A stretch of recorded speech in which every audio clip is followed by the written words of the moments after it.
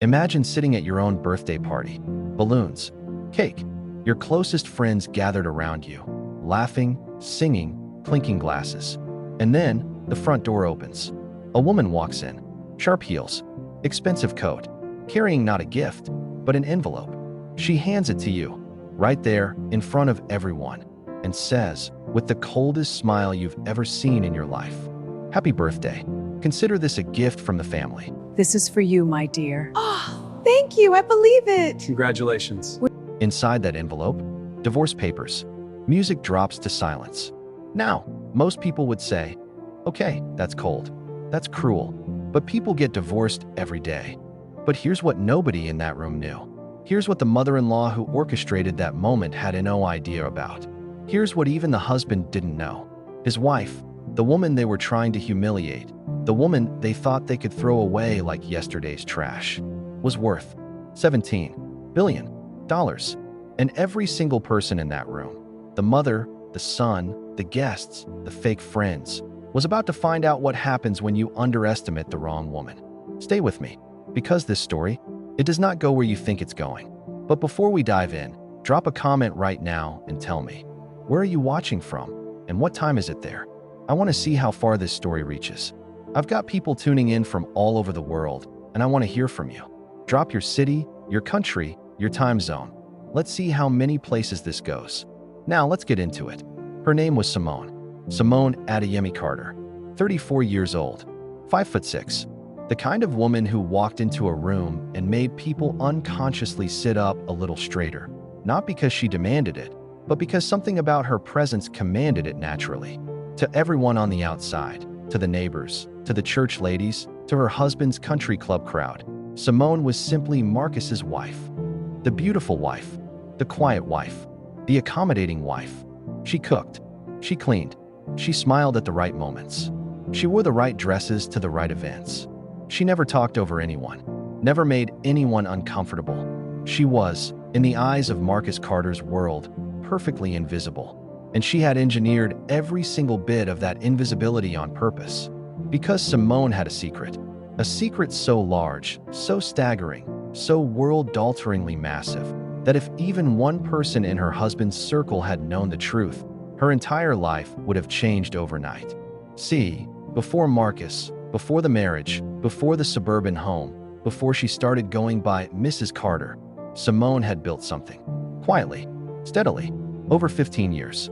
Starting from a 2-bedroom apartment with a folding table as her desk and a laptop she bought secondhand, Simone had built a global technology and logistics empire, data infrastructure, AI-driven supply chains, contracts with governments on 4 continents. And at its peak, her holding company, registered under her maiden name, buried under 3 layers of legal entities her lawyers had specifically structured for privacy, was valued at $17.3 billion. She wasn't rich. She was generationally, historically, absurdly wealthy. And Marcus Carter, her husband of 6 years, had absolutely no idea. Now, to understand why this story explodes the way it does, you have to understand one person. Patricia Carter, Marcus's mother. Patricia was 61 years old, drove a white Mercedes she referenced in conversation more than was necessary, chaired 3 nonprofit boards she used primarily for social leverage, and had, since the day Marcus brought Simone home, made it her life's mission to get rid of her. Why? Because Simone was black. And Patricia Carter, in the year of our Lord, had decided that was a problem she intended to solve. She never said it directly. Women like Patricia never do. Instead, it was the comments at dinner. "Marcus, don't you think you'd be more comfortable with someone from your world?" The way she spoke to Marcus about Simone, never to Simone directly. The holiday invitations that arrived just a little too late for Simone to make arrangements. The slow, deliberate campaign to make Simone feel like an outsider in her own marriage. And Marcus? Marcus loved his mother, which, if you've ever loved someone who had a blind spot the size of a continent, you know exactly how that story goes. He didn't see it. Or maybe, and this is darker, he saw it and chose comfort over confrontation. Either way, Patricia had been working on Marcus for years, whispering, suggesting, planting seeds. And 6 months before Simone's 34th birthday, the seeds finally bloomed. Marcus told his mother he wanted a divorce. Patricia didn't even try to hide her joy. And that's when she came up with the plan. The birthday party was Simone's idea, ironically. She'd wanted something small, close friends, a nice restaurant, on something maybe bigger, a party at the house. Catered. 60 guests. Simone agreed, because Simone was gracious like that. What she didn't know was that Marcus and Patricia had coordinated the entire event around a single moment. Patricia had hired a process server, dressed as a catering staff member, blending in perfectly, to hand Simone the divorce papers at the height of the party. The calculation was deliberate. Patricia wanted Simone humiliated, publicly, surrounded by people, with no time to compose herself, no private moment to process, no dignity in the delivery. She wanted Simone to cry in front of everyone. She wanted Simone to fall apart. She wanted the last image people had of Simone Carter to be a woman, broken, holding divorce papers at her own birthday party. At 8:47 p.m., right after the cake, right after the singing, the woman in the catering uniform approached Simone with a small envelope and said, quietly enough to be polite, loudly enough to be heard, "Mrs. Carter, these are for you." The room went quiet. Simone looked at the envelope. She looked at Marcus, who was staring at the floor. She looked at Patricia, who was staring directly at her, with that cold smile. And then, Simone did something nobody expected. She smiled. Not a pained smile, not a broken smile. A slow, calm, knowing smile, like someone who had just watched the last piece of a chess game fall exactly into place. She took the envelope. She tucked it under her arm. She raised her glass. And she said, "Thank you all for coming. Please, enjoy the rest of the evening." And that was it. Patricia was furious. This wasn't how it was supposed to go. Where were the tears? Where was the scene? Where was the humiliation? What Patricia didn't know, what she couldn't know, was that Simone had been expecting this for 3 months. And she had been preparing. See, Simone hadn't stayed invisible because she was weak. She'd stayed invisible because she was strategic. When she first noticed the whisper campaign, the calls Marcus took in other rooms, the way he'd started checking his phone at dinner, the slight shift in how he looked at her, she didn't panic. She called her attorney, not a divorce attorney, her attorney, the one who had been managing her $17 billion empire for the last 8 years, one of the most formidable legal minds in the country.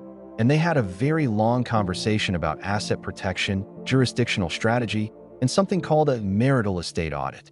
By the time Marcus filed for divorce, Simone had already moved. Every significant asset, already structured under her premarital holdings, which had been legally established before the marriage and never commingled. Airtight, untouchable. And then, she made one more call. To a journalist she trusted. A financial reporter at a major publication who had been trying to profile her company for years. She gave them the story, not the divorce. The company. 3 days after the birthday party, a headline ran in one of the most widely read business publications in the world. The Invisible Billionaire, How Simone Adeyemi Built a $17 billion empire in plain sight. With her photo, her real name, her full, staggering, impossible story. The article went viral within hours. And Marcus Carter, sitting in his lawyer's office, reviewing what he assumed would be a routine divorce from a stay-at-home wife, got a phone call from his lawyer, who had just seen the headline. The silence on that phone call, reportedly, lasted almost 45 seconds. Let's talk about what happened next, because it is glorious. Marcus's legal team, who had waltzed into those divorce proceedings expecting a quick, clean settlement, suddenly found themselves across the table from a battalion of attorneys representing one of the wealthiest individuals in the Western Hemisphere. Every asset Marcus thought he might have a claim to, premarital, documented, protected. The house they'd lived in together, purchased under Simone's pre-existing holding company before the wedding. Marcus had been, legally speaking, a guest in her home for 6 years without knowing it. The car he drove, leased through one of her subsidiaries. Marcus was not going to walk away with billions. Marcus was barely going to walk away with his dignity. Patricia Carter, meanwhile, was having a significantly worse week. The article hadn't just revealed Simone's wealth.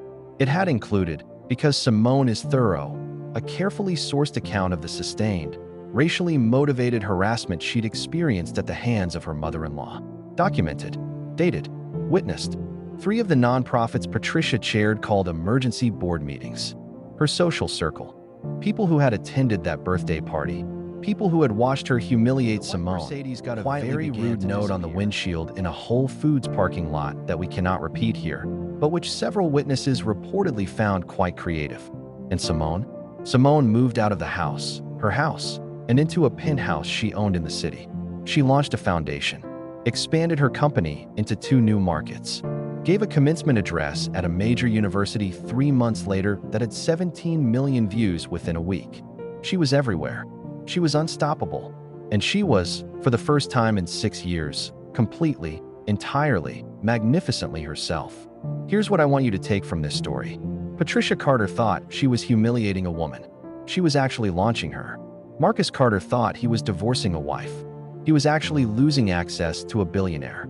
And Simone never needed saving. She never needed rescuing. She never needed anyone in that room to validate her, celebrate her, or see her. She already knew who she was. She'd always known. The silence, the invisibility, the perfect wife, performance, that wasn't weakness. That was discipline.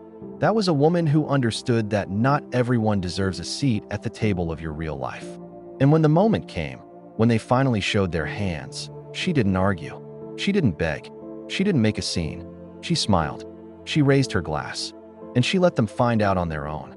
That's the move. That's the real move. Not revenge. Not explosion. Not drama. Just letting your life speak. If this story hit you, if you felt something, smash that like button right now. It helps more people find this channel, and honestly, more people need to hear stories like this. And I'm asking you again, drop a comment below. Where are you watching from? And what time is it there? Seriously, I read every single one. Last video, I had people watching at 3 a.m. in Lagos, lunchtime in London, and midnight in Manila, and that genuinely made my entire week. Let me know where you are. Subscribe if you're new. We tell stories here that make you think, make you feel, and sometimes make you want to stand up and applaud a stranger. I'll see you in the next one. Don't let anybody hand you an envelope at your own party, unless you already know what's inside.